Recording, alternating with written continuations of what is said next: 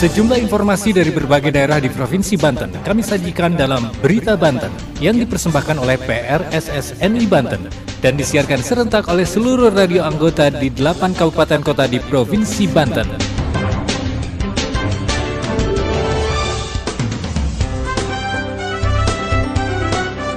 Apa kabar pendengar? Anda kembali lagi bersama kami di Berita Banten PRSSNI Banten edisi hari ini, Senin 14 November 2022. Sejumlah informasi dari berbagai wilayah di Provinsi Banten kami hadirkan kembali untuk Anda yang disiarkan serentak oleh seluruh radio anggota di 8 kabupaten kota di Provinsi Banten. Dan inilah sejumlah informasi utamanya. Pemprov Banten diminta lakukan transparansi berkaitan dengan kebutuhan pejabat baru di instansinya. BLT BBM di Kota Cilegon cair. Untuk tahap pertama akan dibagikan kepada 16.000 lebih keluarga penerima manfaat. Dalam rangka mengendalikan laju inflasi, Wali Kota Serang kunjungi Pasar Rau untuk memantau harga bahan pokok. Bersama saya Aldi Akbar, inilah Berita Banten selengkapnya.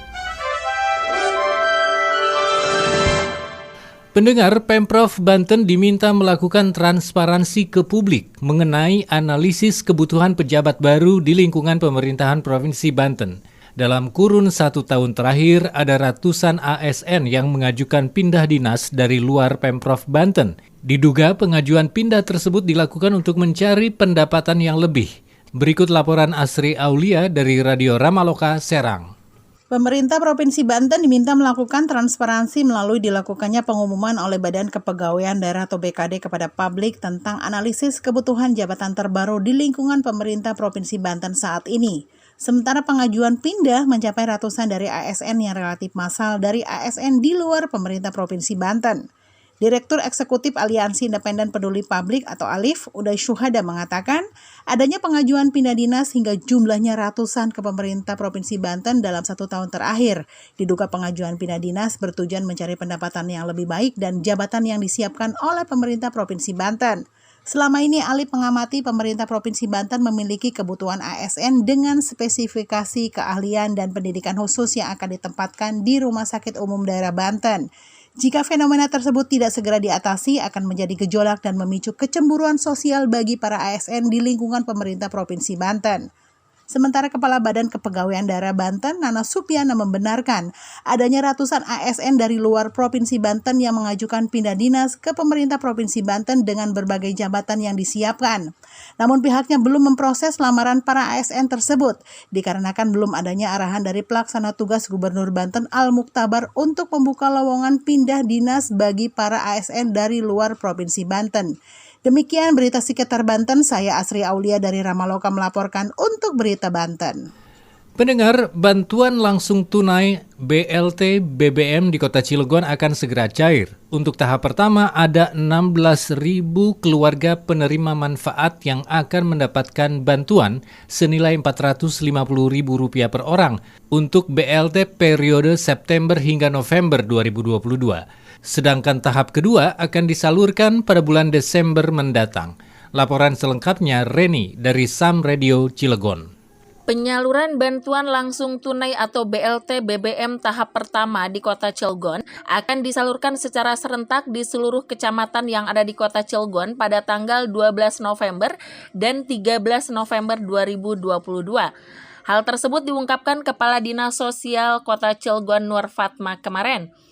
Penyaluran BLT BBM akan dilaksanakan selama 2 hari di akhir pekan kepada 16.482 keluarga penerima manfaat.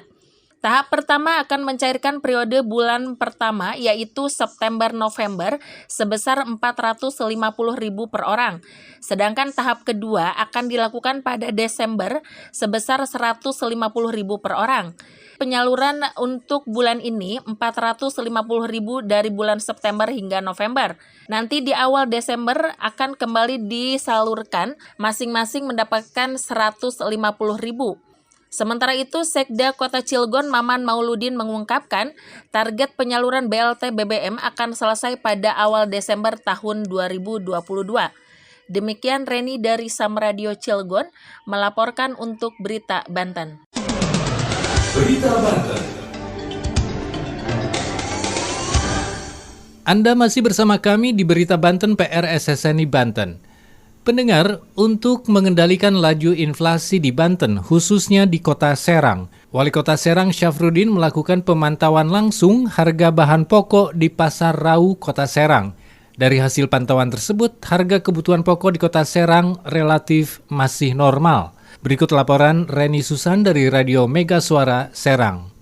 Dalam rangka pengendalian inflasi di Provinsi Banten, khususnya Kota Serang, Wali Kota Serang Haji Syafruddin melakukan pemantauan harga bahan pokok secara langsung bertempat di Pasar Induk Rau Kota Serang Jumat 11 November 2022. Ditemani juga oleh PJ Gubernur Banten Al-Muktabar, Kepala Disperindak Provinsi Banten Babar Suharso, Asda 2 Kota Serang Yudi Suryadi beserta jajaran lainnya. Dari hasil pemantauan harga, PJ Gubernur Banten Al-Muktabar menyampaikan bahwa situasi komoditi bahan pokok di Pasar Induk Rau relatif baik meskipun ada beberapa komoditi yang mengalami kenaikan. Pemerintah Provinsi Banten akan terus memantau harga kebutuhan pokok dan akan hadir jika dibutuhkan peran dari pemerintah. Wali Kota Serang Haji Syafruddin menambahkan bahwa harga di bahan pokok relatif normal, adapun kenaikan beberapa bahan pokok seperti beras tidak terlalu tinggi sebesar Rp500. Lebih lanjut, Haji Syafruddin menyampaikan hasil pemantauan untuk telur mengalami kenaikan akibat kekurangan pasokan.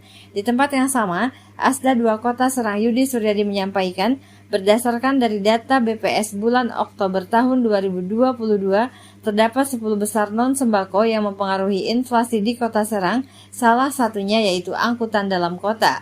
Menurut Yudi Suryadi, kaitannya dengan angkutan dalam kota, Pemkot Serang bersama Dishub sudah melakukan rakor untuk segera menetapkan tarif di Kota Serang dan juga akan membenahi jalur serta trayek di Kota Serang. Demikian dari Mega Suara Serang, Reni Susan melaporkan untuk Berita Banten. Demikian sejumlah informasi yang telah kami sajikan di Berita Banten kali ini. Saya Aldi Akbar. Sampai jumpa. Terima kasih Anda telah mendengarkan Berita Banten yang dipersembahkan oleh PRSSNI Banten.